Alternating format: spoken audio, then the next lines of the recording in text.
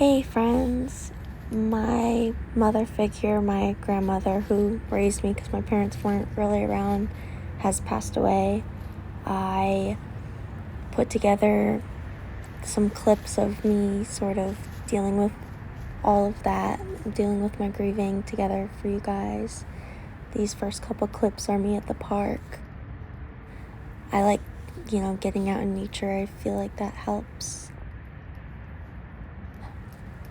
I flew down to Arizona to help my family and pack up her things, and I was able to bring some of her things back with me. And the second time I came around for her celebration of life, I was able to bring a lot of family photos back with me. I'm dealing, I'm grieving, I'm going through it. Here's me swinging at the park. This was food I got before I went on my plane to go down there the first time around. I watched a lot of movies on the plane. And then when I arrive in Arizona, here's the floor at the airport. I thought it was pretty, so I wanted to film it. I arrived to my childhood home. Like I said, I stayed down there for a week to help with my family packing up things. Here's a little clip. It didn't look exactly like this growing up, but something along these lines,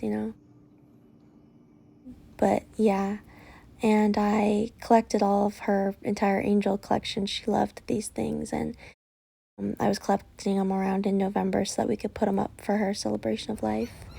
My best friend, some of you know, died earlier this year, so here is me visiting that grave for the first time for, all the wrong reasons to be down there.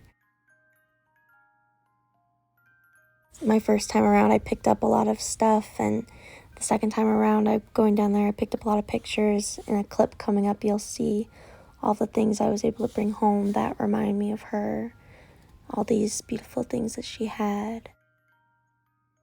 You'll also see I'm gonna be reading something about her. Oh, this is me flying back home from Arizona. This is the view. I think this is somewhere above Mississippi. Look how cool that is. It's a glass Krabby. Pokemon Beanie Baby collection. Well, not all of it, but some of it. Jewelry, a bunch of crystals and other household things, and a bunch of stuff. And look at that. That is a ginormous crystal. And this one's really big too. And this really cute, what is that called? Dream catcher? And some books and some oracle cards and an ear. I just like so much of her stuff, and I'm really lucky that I was able to go down there and get some beautiful things from her. This isn't even everything. This is just the bulk of the stuff that was hers. There are other stuff I brought down that wasn't hers. Those were some of the things I collected the first time around going in November, and then I made it home for Thanksgiving.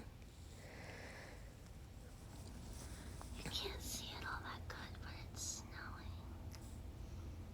There's literally snowflakes in the sky. It's not sticking to the ground that well, but it is sticking a little bit. Coming up is a clip of me crying, one of my moments of it really hitting me that I was caught on camera. And then after that, I'm going to be reading something I'd prepared. She's been gone for a month. I don't know how that's possible. Many people would not have much to say about their grandmother. Most are closer to their moms, sisters, or friends. But for people like me, our grandmothers are a driving central force in our life. My grandmother was my mom. Often, it would be mine that drove me to and fro school, spent my adventures with me, and was my sanctuary. And heck, did she know our relationship was special. She trusted me with secrets that were of adults and not for children. She'd get us fast food on Fridays because we've earned it, when, of course, we all know no one worked as hard as her.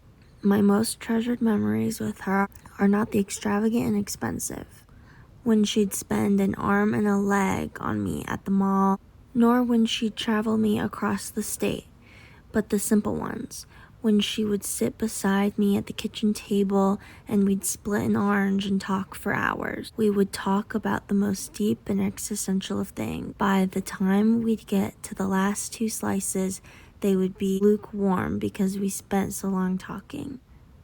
She was one of those people that would have some unique thing to astonish you with. I'm sure we all have one thing we would see her do that would just have us in awe. One of those things for me was how she could peel an entire orange into a slinky, getting the whole peel in one piece by holding her knife and rotating the orange. What a way to start deep, powerful conversation for the week. I was so absolutely blessed to have spent so much time with her. The last couple years, we talked on the phone every Saturday at 8 p.m. as consistently as we both could manage. I was lucky enough to have caught her at her most herself time occasionally. As her family, we can all tell you some days or moments were better for her than others. The last few real conversations I had with her, I treasure. In one talk, she told me past memories she had not shared with many other souls. In another, she talked me through making the very best gravy. In one I especially treasure, she told me how proud of me she was, and she almost cried. The last time I ever spoke with her, she couldn't talk, but I know my voice meant as much to her as those late night orange conversations meant to me. I wish we had more time together. I love her so much. So that was what I would have read if she had a funeral. She had a celebration of life. So, wow. She lit herself all the way down. She, really went for it. That's crazy. It looks so beautiful. And my altar is, so aesthetic. I love her. I mean, she's very cluttered, but, Oh my god, that's so fucking cool. That was my anti-depression spell I had done and wanted to include.